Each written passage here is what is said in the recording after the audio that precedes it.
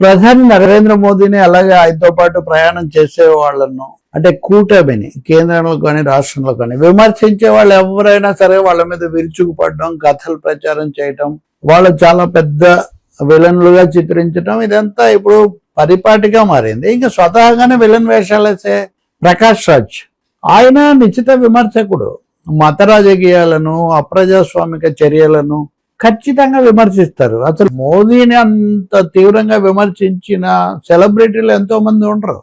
దానివల్ల ఆయన కలిగిన ప్రయోజనం ఏముంటుంది? నిలబడాలి ప్రజల తరఫున. గౌరీ లంకేష్ హత్య జరిగినప్పటి నుంచి ఆయన అంతకంత కూడా కార్యకర్తగా గొంతు పెంచుతూ వచ్చాడు.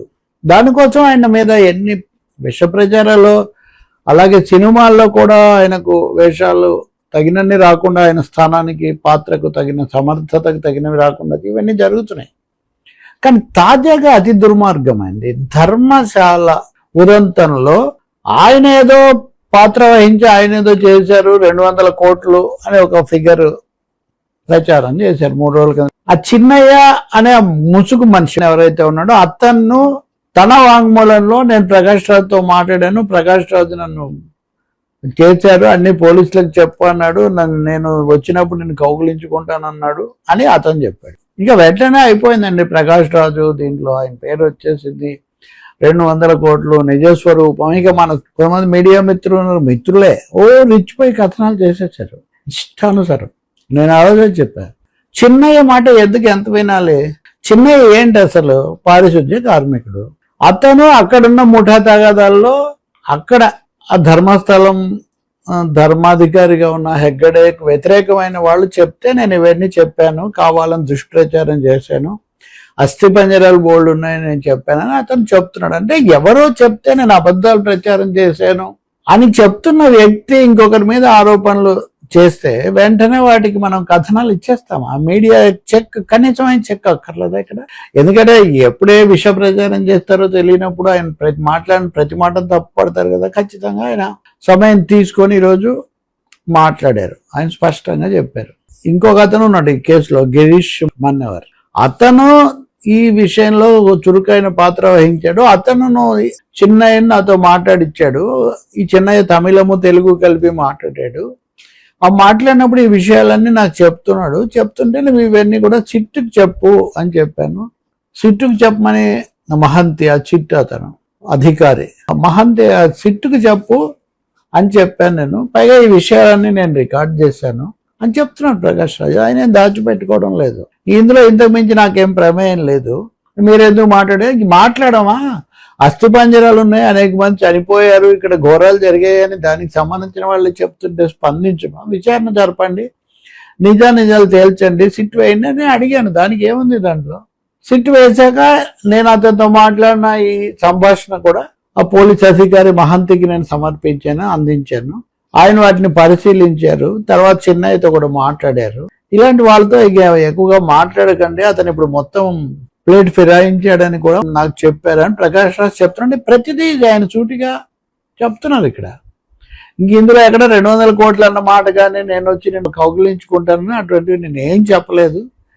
అసలు నేను అతను ఏమీ అంత ఇదిగా తీసుకోలేదు. అతను చెప్తాడని ఫోన్ చేసి వేరే వాళ్ళు అందించినప్పుడు ఇంకోసారి మా మహంతి చెప్పినట్టు ఇంకోసారి ఇలాంటి తెలియని ఫోన్లు తీసుకోకూడదని కూడా భావిస్తున్నాను అని కూడా చెప్పారు. అడగకుండా ఎలా ఉంటాము, ఎందుకు ఉంటామని. ఇప్పుడు అడగడం నేరమైనట్టు. ఇప్పుడు నిజంగా ముఠాలుగా ఏర్పడడం ఏంటంటే మఠాధిపతులు ఆ విషయం మీద కదా దర్యాప్తు చేయాలి. బయటికి రావాల్సినవి ఎన్ని ఉన్నాయో తేల్చనక్కర్లేదా? ఇతను ఏదో తప్పు చేశాడు, ఓకే, అతను కక్షతో చెప్పాడు, అతని మీద మీరు చర్య తీసుకోవచ్చు. కానీ వాతావరణం కలుషితమైందని తెలియట్లేదా? దాన్ని వదిలేసి కేవలం విన్న పాపని ఇప్పుడు మాలాంటి వాళ్ళకు కూడా అనేక మంది చెప్తూ ఉంటారు విషయాలు, సమస్యలు చెప్తారు, నిరుద్యోగులు చెప్తారు, లేకపోతే ఉద్యోగులు చెప్తారు. మొన్న ఆర్టీసీ డిపోలకు ఆంధ్రప్రదేశ్లో అమ్మకం అవి నేను చేస్తే ఆ నాయకుడు ఒక ఆయన వివరాలన్నీ పంపించారు. వాటి గురించి మాట్లాడతాం. వినడానికి ఏముందండి? అసలు మనం పబ్లిక్ సెల్లే పెడతాం కదా, నెంబర్లు ఇస్తాయి కదా ప్రభుత్వాలు, ఎవరైనా ఫిర్యాదు చేయొచ్చు అని. కాబట్టి ప్రకాష్ రాజుని ఇందులో ఇరికించి ఆయన ఏదో కుట్ర పన్నాడు అని చెప్పడం పెద్ద కుట్ర. నిజం మీద ముందు జాగ్రత్త తీసుకున్నాడు కాబట్టి దాన్ని ఆయన పటాపంచలు చేయగలిగాడు, చెప్తున్నాడు. ఇంకోటి కూడా అంటున్నాడు ఆయన. ఇప్పుడు కర్ణాటక హోంమంత్రి ప్రియాంక ఖర్గే ఒక ప్రశ్న వచ్చాడు.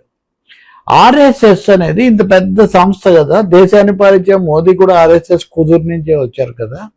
ఆర్ఎస్ఎస్కి ఎన్ని శాఖలు ఉన్నాయి, ఏం చేస్తారు, నిధులు ఏంటి, అసలు మీకు అనుమతి ఎక్కడ ఉంది, where RSS is registered with which name for which purpose మాకు చెప్పండి అని ఆయన ఒక లేఖ రాశాడు ఆర్ఎస్ఎస్ అధినేత మోహన్ భగవత్కు. భగవత్ ఇప్పుడు సర్వాధికారాలు వాళ్ళకు సంబంధించిన వాళ్ళవే కదా, ఏదైనా చెప్పాలి. మిగతా వాళ్ళందరూ చెప్పారా, అసలు ఆర్ఎస్ఎస్ ఎప్పుడో ఏర్పడింది, ఇప్పుడు చెప్పడం ఏంటి, ఇలాంటివన్నీ మేమేం చెప్పాల్సిన అవసరం లేదని ఆయన చెప్తున్నారు. ప్రకాష్ రాజ్ ఈరోజు ఆ విషయం మాట్లాడాడు. చెప్పాలి కదా మీరు, హోంమంత్రి ఆయన అడగడం ఆయన బాధ్యత, అడుగుతున్నాడు. అడిగినప్పుడు చెప్పాల్సిన బాధ్యత మీకు లేదా? లా అబైడింగ్ సిటిజన్స్ ఆర్గనైజేషన్స్గా ఎవరెవరి మీద దర్యాప్తులు చేస్తున్నారు కదా.